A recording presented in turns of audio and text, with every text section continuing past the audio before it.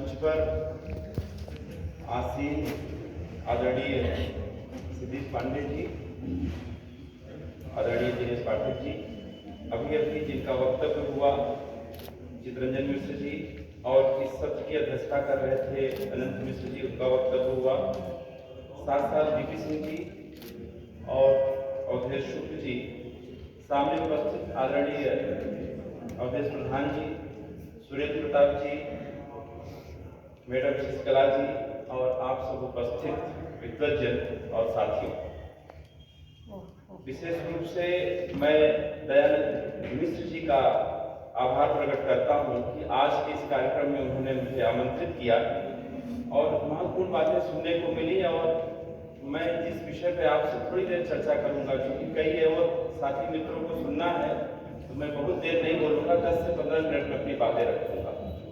और जो विषय मैंने चुना है उस पर चर्चा भी हुई है, इसलिए मेरे लिए और भी सहूलियत है कि जब भी आदिकाल पर बातचीत होती है तो आदिकाल के साहित्य पर चर्चा करते हुए जिन विद्वानों को हम जानते समझते हैं, उनमें विद्यानिवास मिश्र जी का नाम भी महत्वपूर्ण है।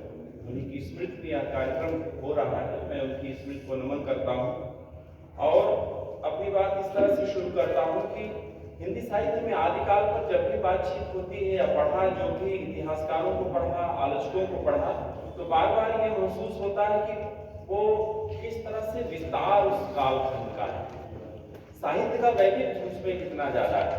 देश भाषाओं के विस्तार को लेकर बातचीत करें आप, तो वह एक ऐसा कालखंड है जहां अपभ्रंश के केचुल को छोड़ते हुए हिंदी अपना रूप ग्रहण कर रही है। इसी के साथ साथ तमाम सारी जनपदी भाषाओं का विकास हो रहा है, लेकिन उन भाषाओं में आप देखें तो कोई चौहद्दी नहीं दिखाई देती। हिंदी साहित्य का एक ऐसा समृद्ध काल है वो, जिसके लिए नामकरण पर मुझे लगता है उसे उदय काल कहें तो भी बेहतर है और उसे आदिकाल कहें तो भी बेहतर है। लेकिन इन सबसे ज्यादा महत्वपूर्ण यह है कि उस कालखंड में जो कवि हुए, जो संत हुए, उन संतों पर जब हम चर्चा करते हैं तो आप देखिए कि उनका प्रभाव अभी तक है। और 21वीं सदी में हम जिस समाज में रह रहे हैं वो कितना लोकतांत्रिक समाज है हमारा, भाषा के मसले में कितना वो समृद्ध समाज है। हम भाषाहीन होते जा रहे हैं। वो दौर, जिस दौर में आदिकाल हुआ या आदिकाल के साहित्यकार थे, कैसे एक मौखिक और लिखित परंपरा दोनों साथ साथ चलती थी। और ये कहा जाता है भारत के बारे में विशेष रूप से कि भारत लिखे से ज्यादा मौखिक में है। और इस मौखिक परंपरा में इंसाइक्लोपीडिया की तरह जो हमारे कवि, साहित्यकार और संत हुए, उनमें तमाम सारे संतों के बीच में नाथ साहित्य का नाम विशेष रूप से लिया जाता है, नाथ संप्रदाय के बारे में। मैं आपको बताऊं कि नाथ संप्रदाय पर जब भी हम बातचीत करते हैं तो गोरखनाथ पर बहुत चर्चा होती है।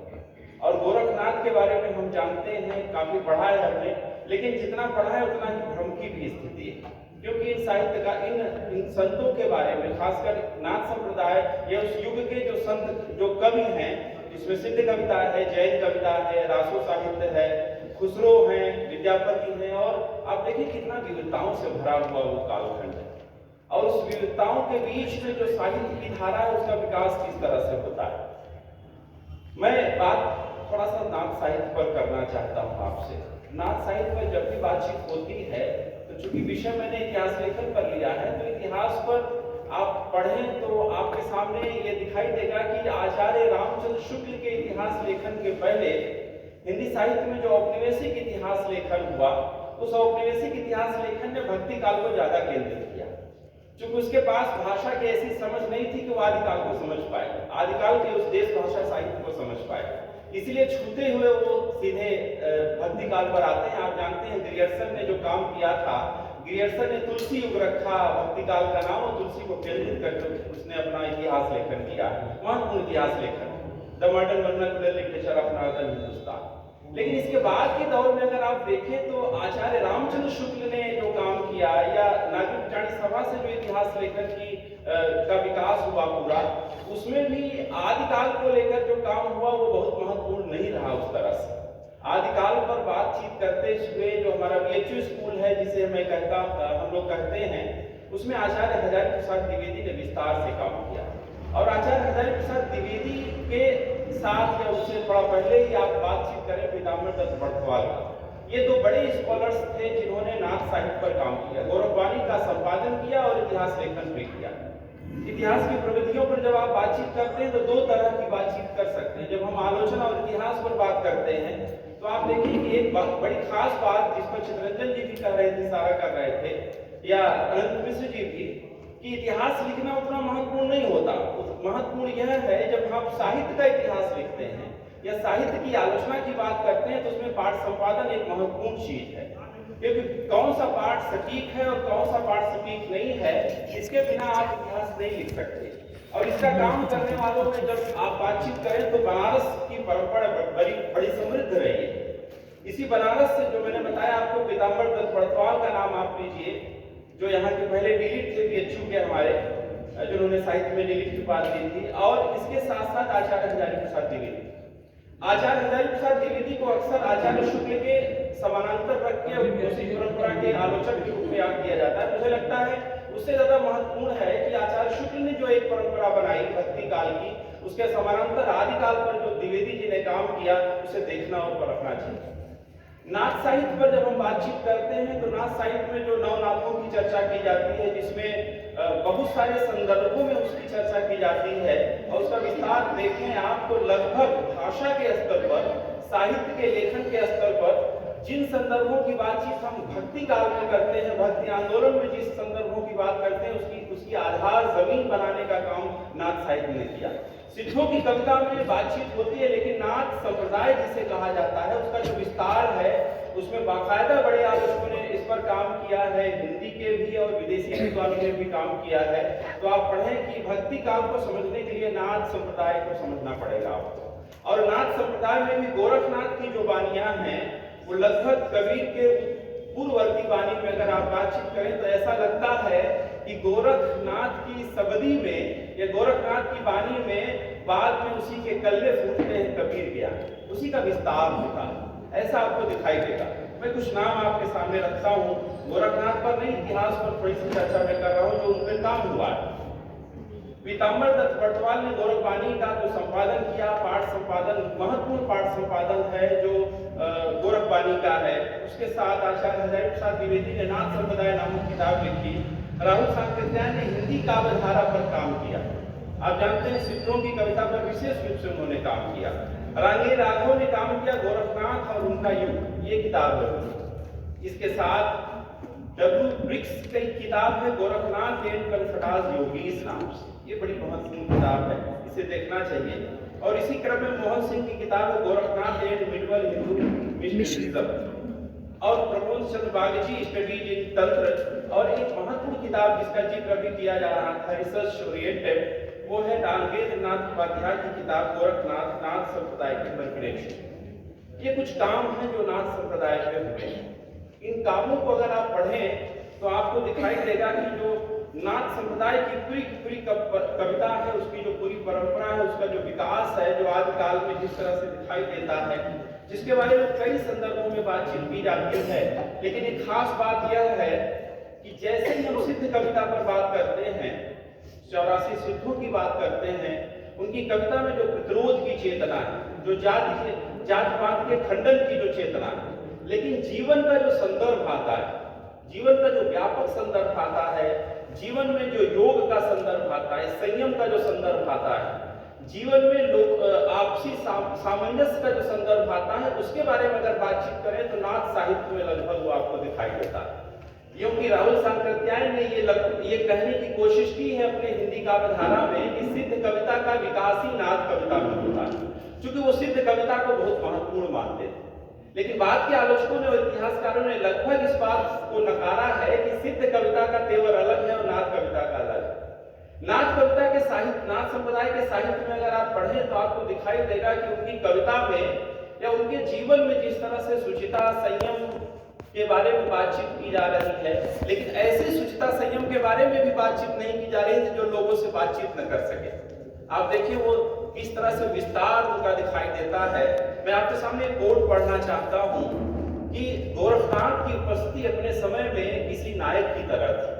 अब गोरखनाथ की व्याप्ति पूरे भारत में इस तरह से थी कि गोरखनाथ ने जिस तरह से जीवन जिया, जिस तरह से उन्होंने अपने चेतना के साथ ज्ञान की जो पूरी परंपरा है, आप ध्यान रखिएगा, अक्सर हम योगियों और संतों के बारे में बातचीत करते हुए उन्हें आध्यात्मिकता के रंग में रंग देते हैं। लेकिन अगर आप नाथ साहित्य पर बातचीत करिए तो हिंदी या भारतीय ज्ञान परंपरा जिसे हम कहते हैं, जिसमें वैदिक से लेकर लौकिक साहित्य का पूरा दर्शन और तमाम सारे संदर्भ आते हैं, और ज्ञान की ऐसी लोकतांत्रिक परंपरा जिसमें मनुष्य को केंद्र में रखा जाता है, जो ईश्वर के बारे में बातचीत जब करते हैं ये, तो ज्ञान की उस परंपरा पर बातचीत करते हैं। आप देखें कि जो जो जो पिंडे सोई ब्रह्मांडे का जो पूरा कॉन्सेप्ट है, इसका विस्तार आपको निर्गुण ब्रह्म में जिस तरह से दिखाई देता है, संत कविता में दिखाई देता है, उसका सामाजिक प्रत्यय अगर आप खोजना चाहें तो नाथ साहित्य में आपको दिखाई देता है।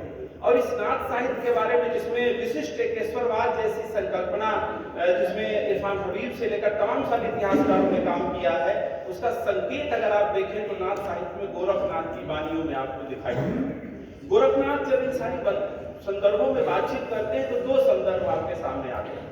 एक तो यह कि उस समय की तमाम सारी संकीर्णताओं का वो विरोध करते हैं, और इन संकेताओं के विरोध के बावजूद वो जन जन के बीच में जाकर उसकी बातचीत करते हैं, और उस कविता में लगभग वो चीज दिखाई देती है। आचार्य हजारी प्रसाद द्विवेदी ने नाथ संप्रदाय पर काम करते हुए आप पढ़ें तो उन्होंने लिखा है, और लगभग वो कबीर से कई बार गोरखनाथ से ज्यादा प्रभावित दिखाई देते। कबीर पर भले स्वतंत्र किताब उन्होंने लिखी, लेकिन असली नायक के रूप में वो गोरखनाथ को रखते हैं। उन्होंने लिखा है, तो कोट पढ़ता हूं, उससे स्पष्ट हो जाएगा। लिखा है आचार्य हजारी प्रसाद द्विवेदी ने कि भक्ति आंदोलन के पूर्व यह ब्रैकेट में नाथ संप्रदाय सर्वाधिक महत्वपूर्ण धार्मिक आंदोलन रहा, और बाद में भी सबसे शक्तिशाली रहा। भारतवर्ष की ऐसी कोई भाषा नहीं जिसमें गोरखनाथ की कहानी नहीं पाई जाती है। गोरखनाथ अपने युग के सबसे बड़े धार्मिक और सामाजिक नेता थे। ध्यान रखिएगा, नेता शब्द का इस्तेमाल करते हैं। उन्होंने जिस धातु को छुआ वही सोना हो गया। सच बात तो यह है कि गोरखनाथ स्वयं एक आंदोलन थे। माना कि नाथ परंपरा की शुरुआत बहुत प्राचीन रही, किंतु गोरखनाथ से इस परंपरा को सुव्यवस्थित विस्तार मिला। आप इन शब्दों पर अगर ध्यान दीजिए कि किस तरह से चिंतक, आलोचक, इतिहासकार आचार्य हजारी प्रसाद द्विवेदी गोरखनाथ के बारे में बातचीत करते हैं, और उन्हें एक बड़े आंदोलन के नेता के रूप में वे याद करते हैं। भक्ति आंदोलन की पूरी पृष्ठभूमि का पूर्ववर्ती पक्ष अगर आप देखना चाहें तो नाथ संप्रदाय में वो भी गोरखनाथ के यहाँ कैसे दिखाई देता है। और इन संदर्भों में बहुत सारी बातें आपके सामने की जा सकती है, बहुत विस्तार उसका है। एक खास तत्व यह है कि मैंने आपसे बताया कि इन संदर्भों के बारे में बातचीत करते हुए और बहुत सारे संदर्भ आपके सामने आते हैं। एक खास पहलू की तरफ मैं आपको ले चलना चाहता हूँ कि जीवन में जो संयम की जरूरत होती है, जीवन में जो आत्म संयम की जरूरत होती है, मनुष्यता की जो जरूरत होती है, उसके साथ जीवन जीने की जो जरूरत होती है, उसके बारे में सबदी अगर आप पढ़ें गोरखनाथ की कविता की पंक्तियों को पढ़ें तो आपको दिखाई देगा, जब वो कहते हैं कि हसीबा खेलबा रजबा रंग, काम क्रोध न करिबा संग, हंसे खेले न करे मनभंग, ते निश्चल सदा नाथ के संग। ये जो निश्चलता की बातचीत को करते हैं, ये जो निश्चल मनुष्यता की बातचीत करते हैं, जिसके बारे में संत कविता की पूरी ऊंचाई आपको दिखाई देती है, वो नाथ संप्रदाय के इस कवि के यहाँ आपको मिलेगा। ठीक इसी तरह से वेदे न शास्त्रे कतेबे न पुराणे, पुस्तके न बंचा जाई, ते पद जाना मिल्ला जो। वेद और शास्त्र को आलोचनात्मक चेतना के साथ, बौद्धिक चेतना के साथ देखने की बात कबीर से पहले किस तरह से गोरखनाथ कर रहे हैं। मैं आपके सामने ये कहना चाहता हूँ कि इन सारे कवियों के संदर्भ में अगर आप बातचीत करें तो खासकर नाथ संप्रदाय में जो भाषा का पूरा आंदोलन है, मित्रों एक किताब है नागरिक चाणी सभा से प्रकाशित है, खड़ी बोली का आंदोलन।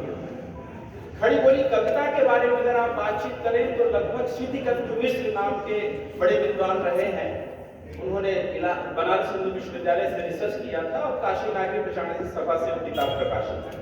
उसमें बाकायदा उन्होंने लिखा था कि अमीर खुसरो ने जिस खड़ी बोली की बातचीत की, वो एक छोटे दायरे में उन्होंने बातचीत की, हिंदवी जिसे वो कहते हैं, लेकिन खड़ी बोली की असली जमीन के पहले कवि के रूप में वो याद करते हैं गोरखनाथ।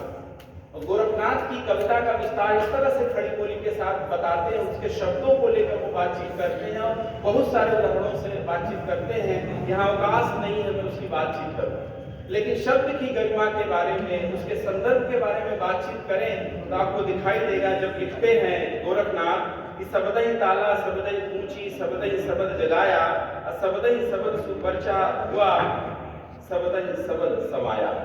और ये जो शब्द की शक्ति है, शब्द की जो शक्ति है, भाषा की जो शक्ति है, इसके बारे में भी, इस एंगल से भी अगर आप विचार करें तो जो एक मिश्रित भाषा है जिसको सदुक्कड़ी शब्द कह के उसे एक छोटे दायरे में महदूद कर दिया जाता है, ऐसी भाषा नहीं है।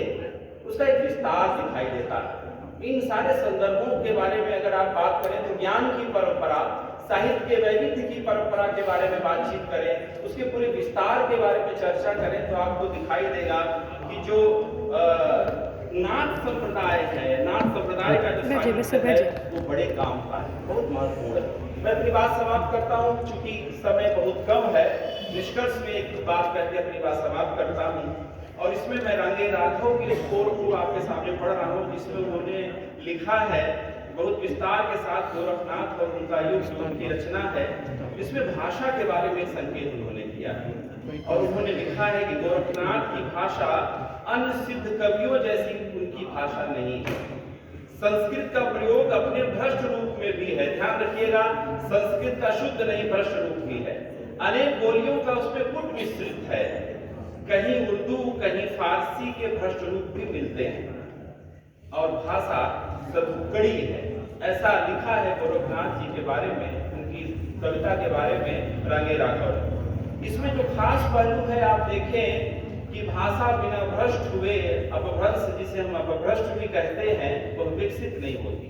और उस विकास की पूरी परंपरा के बारे में बातचीत करें, इन आलोचकों और इतिहासकारों ने, चाहे वो भाषा के आलोचक रहे हों या चाहे इतिहास लेखक रहे हों, इन दोनों ने गोरखनाथ को बहुत महत्वपूर्ण तरीके से याद किया है। मुझे लगता है नाथ साहित्य को पढ़ते हुए हमें जो हमारी चेतना की जो प्रगतिशीलता है, जो हमारी चेतना का जो जनधर्मी रूप है या सामाजिक रूप है, इन सारे संदर्भों में अगर बातचीत करें, भाषा के मिश्रण की बातचीत करें, भारत में जो बहुभाषिकता की परंपरा है, उस बहुभाषिक जमीन के कवियों के रूप में बातचीत करें तो नाथ संप्रदाय के कवियों को याद किया जा सकता है।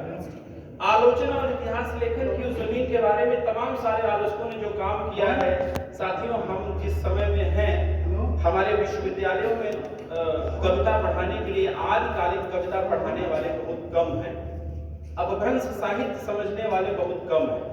तो जाहिर सी बात है, जब आप टेक्स्ट नहीं समझेंगे तो आलोचना क्या समझेंगे। हम विश्लेषण करते हैं, लेकिन उस टेक्स्ट को समझने के लिए अपभ्रंश आचार्य हजारी प्रसाद द्विवेदी ने जो काम कराया, रिसर्च का खुद भी जो किया, उन्होंने आदिकाल पर केंद्रित किया। उन्हीं के जो शिष्य रहे दामोदर सिंह, उन्होंने अपभ्रंश के पर काम किया, पृथ्वीराज रासो पर काम किया, और प्रारंभिक अवधि पर काम किया विश्वनाथ त्रिपाठी ने, और सूरपूर्व ब्रज भाषा पर काम किया सूर्य प्रसाद सिंह ने। इन सब ने लगभग नाथ संप्रदाय और उनकी भाषा पर, उनके साहित्य के लेखन, साहित्य के बारे में जो इतिहास लेखन की दृष्टि है, इस पर बहुत विस्तार से विचार किया। मैं एक नाम और आपके सामने लेना चाहता हूँ, राम कुमार वर्मा। राम कुमार वर्मा चूंकि इलाहाबाद में थे, और राम कुमार वर्मा को ज्यादा आलोचना के तरह नहीं आती है, आलोचक की तरह, लेकिन उनका बहुत महत्वपूर्ण काम कबीर पर, और उसके साथ साथ हिंदी साहित्य का आलोचनात्मक इतिहास जो उनका है, उसमें उन्होंने नाथ संप्रदाय और गोरखनाथ को विशेष रूप से उसके उनके पूरे साहित्य की जो जमीन है, जो भक्ति काल से कैसे जुड़ती है, इस पर उन्होंने बातचीत किया। मैं निष्कर्ष में ये कहना चाहता हूँ कि जब भी इतिहास पर हम बातचीत करते हैं, पुनर्लेखन पर बातचीत करते हैं, तो पुनर्लेखन का मतलब विमर्श का लेखन नहीं है। पुनर्लेखन का मतलब है अपने इतिहास की, साहित्य की, भाषा की उस जमीन की तलाश करना जिससे हमारी भाषा विकसित होती है, जिससे हमारे साहित्य की ज्ञान परंपरा विकसित होती है, और वो अपभ्रंश से होते हुए उसका विकास होता है।